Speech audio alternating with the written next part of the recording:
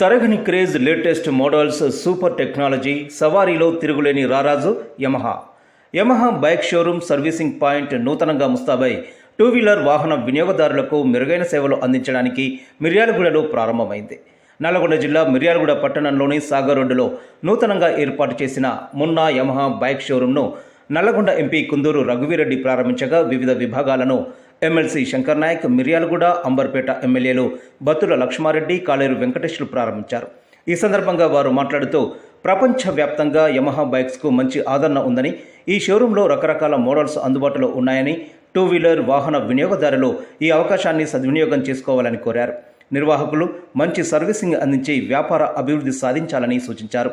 అదేవిధంగా పాకిస్తాన్పై Indian army జరిపిన ఉగ్ర దాడిని సమర్థించారు. ఉగ్రవాదాన్ని అణచివేయడంలో ప్రభుత్వం చేస్తున్న కృషికి తమ మద్దతు ఉంటుందని తెలిపారు. కాగా యమహాలో సాధారణ బైకులతో పాటు హైబ్రిడ్ బైకులు, స్పోర్ట్స్ బైకులు అందుబాటులోకి తెచ్చామని షోరూమ్ మేనేజింగ్ డైరెక్టర్లు ప్రమోద్, సురేందర్ తెలిపారు. టెక్నాలజీ విషయంలో యమహాకు మంచి ఆదరణ ఉందన్నారు. షోరూమ్ ఓపెనింగ్ ఆఫర్గా కస్టమర్లకు ప్రతి బైక్ కొనుగోలుపై 5,000 రూపాయల డిస్కౌంట్ ఇవ్వనున్నట్లు చెప్పారు. కార్యక్రమంలో మాజీ market committee chairman Chedareddy Srinivas Reddy, Congress నాయకులు Podila Srinivas, Gayam Upender Reddy, Skylab Nayak, Mujja Ramakrishna, Yamaha company ప్రతినిధులు కమలాకర్, సత్య తదితరులు పాల్గొన్నారు.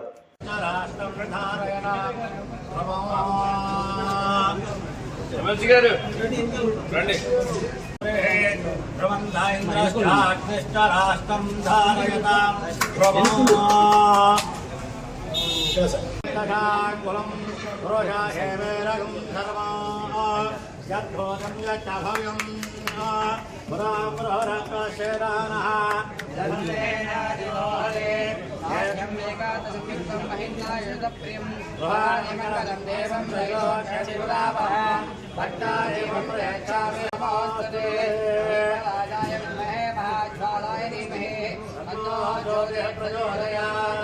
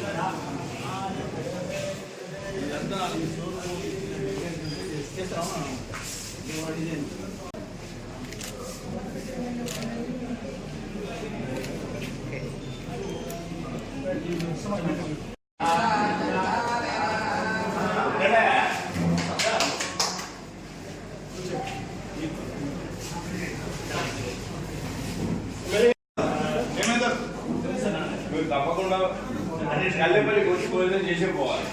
ప్లాంట్ సార్తో మాట్లాడాలి, లేకపోతే ఆయన కూడా వస్తుంది. మోటార్స్ యమహా షోరూమ్ మిర్యాలగూడలో ఓపెన్ చేసుకున్నందుకు వారికి ఆల్ ది బెస్ట్, అభినందనలు తెలుపుకుంటున్నాను. అంతే, ఈరోజు భారత సైన్యం పహల్గామ్లో 26 మంది అమాయకుల ప్రాణాలు మట్టుబెట్టినటువంటి టెర్రరిస్టుల్ని మీద ఈరోజు పాకిస్తాన్లో భారత సైన్యం అటాక్ చేసి వారి స్థావరాలన్నింటినీ కూల్చివేసినందుకు నా ప్రత్యేక అభినందనలు భారత సైన్యానికి. అలాగే మా పార్టీ తరఫున కానీ ఒక భారతదేశ పౌరుడిగా మా తరఫున సైన్యానికి మా పూర్తి మద్దతు ఉంటుందని ఈ సందర్భంగా తెలియజేస్తున్నాను.